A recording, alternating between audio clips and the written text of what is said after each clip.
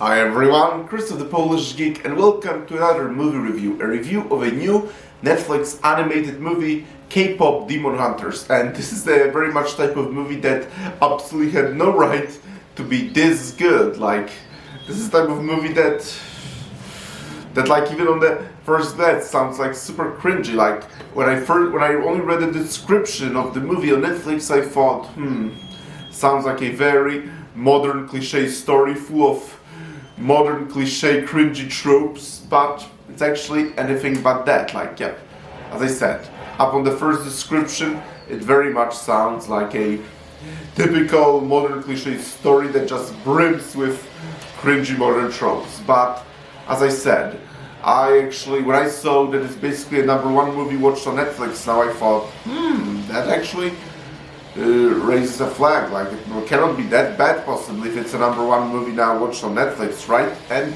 yes, it's anything but what I had first described. Like, at the very beginning it does seem like it might be going that way, but it's actually a very compelling story with likable characters and pretty complex and deep themes actually. And the first thing I gotta talk about though is the animation, which is just like really good. There is this just like pinkish, pink all around atmosphere that wonderfully fits with the movie and the story, and I really love that. And in general, I think the animation for K-Pop Demon Hunters is really good.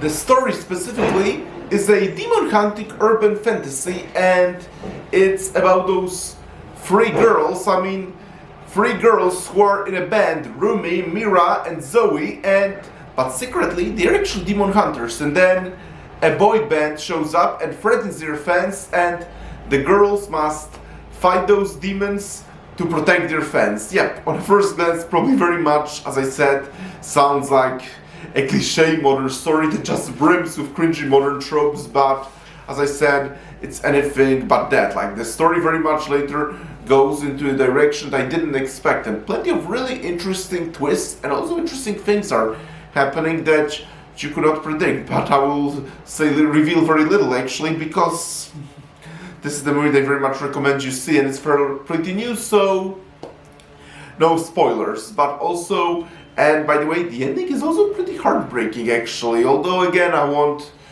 reveal much. And the characters are also very likable, with my favorite character actually being the lead girl Rumi, and we are really interested, and we also do learn some really interesting things about her. Like, this is, as I said, the movie that very much has a clear purpose and direction and achieves exactly what it wants to achieve. And what I do also am aware is that the director of the movie, I think her name is like Maggie Kang, apparently wanted to do a movie that very much draws heavily upon her Korean heritage and mythology and all that. And I mean, I know very little about Korean mythology and all that, but it's really interesting.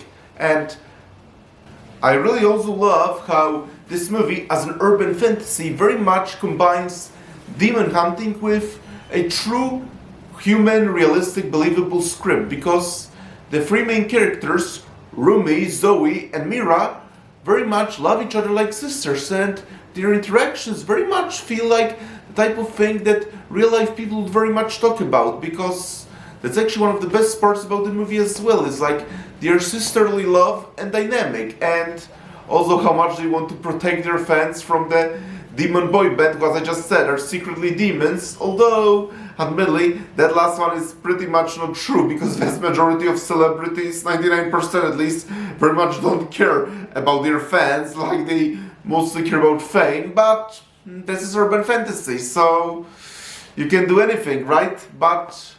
And it's obvious that the producers very much took their time to actually put a lot of effort and thought into crafting a really good and compelling story that maybe on paper does sound cringe, but as you're watching it, you just can't stop but really enjoy yourself and be very much invested in the story and the characters. And I've already been talking about it, but I really love the unique visual style of the story. And the one last thing I gotta talk about, actually two last things I gotta talk about, is that I also really love the final message of the movie, which is, I guess you could say it's a cliche accept who you are message, but depending on how it's executed, there is nothing wrong with repeating the same message once again, as long as you execute it wonderfully. And the producers very much did it in this movie. And now the final thing I gotta talk about, I also really like the songs of the movie. They're really catchy and all that, and I wouldn't mind listening to them again.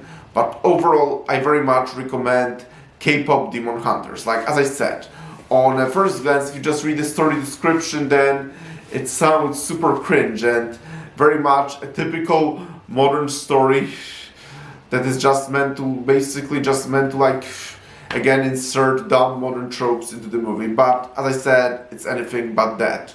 Like, it's an actually great, well-written, compelling story, and I very much recommend it. So, thank you everyone for checking out this review. Press the like button, please subscribe to this channel, and if you have Netflix, then I do recommend you see K-pop Demon Hunters. And talk to you later. Bye!